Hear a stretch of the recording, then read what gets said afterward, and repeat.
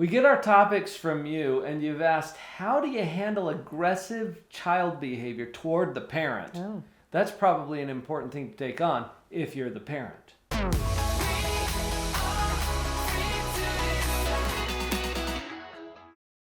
We're going to take this one on by starting with an acronym. The word is chill. So we're going to start with C, calm your own emotional response, and just model that calmness for them. That's such a powerful parenting tool.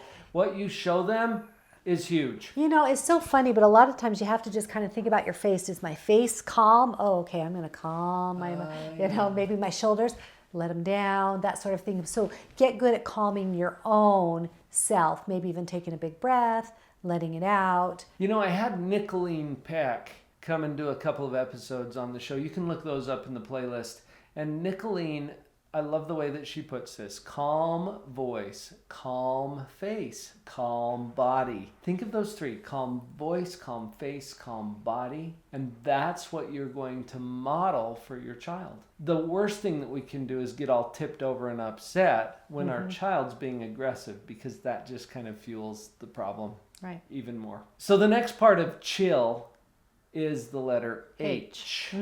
And this stands for handle the inappropriate behavior with appropriate consequences. Okay. So we want to kind of match them, the behavior and the consequence, right? Right. And it doesn't have to be, you know, you've heard a lot about natural and logical consequences. It doesn't have to be natural or logical as long as it's appropriate. Okay. So not going way overboard or way under. Right. I've heard it said before, don't use a chainsaw when you need a scalpel.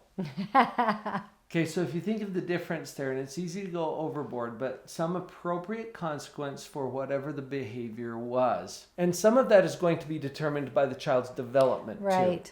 Right. You know, we've talked a lot about this before. When you've got a young child, physical restraint is often one of the most important things you can do. Right. In a loving way, of course, and also proximity. Small children, you want to be in close proximity when you're trying to stop a behavior, because otherwise you just end up yelling at them. One of the most popular consequences, especially for young children, is timeout.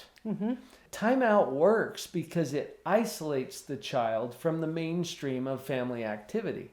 And so that could be a very appropriate consequence to take them out of whatever the activity is that's going on and isolate them for a short period of time. It's a really effective consequence, and that's why I think it's been so popular. Older children, that might be a little more difficult. You got a 17-year-old, for example. You're going to put him in timeout. Right.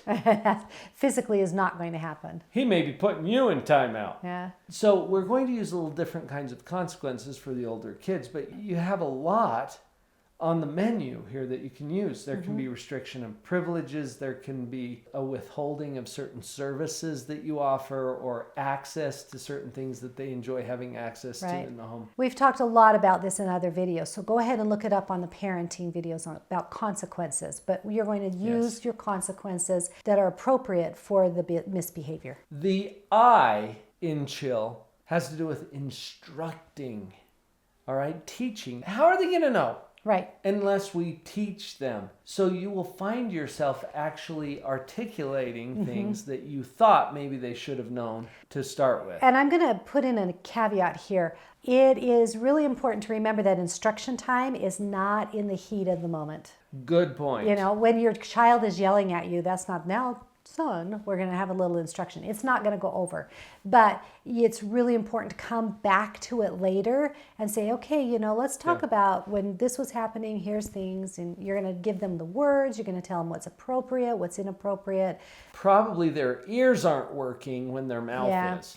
Well, you know, it's biological. If your blood work is going like crazy and it's into... When you're high in emotion, it's all out in your outer limbs and everything, and you're not thinking. Well, we call it the fight or flight response. So just wait until that calms down and then do some instructing. Part of that instruction has to do with the appropriate expression of strong emotions. We've done other videos about this too, because it's such a common topic that comes up for us as parents. And it's not wrong to have strong emotions, but we do need to find the right way to express them.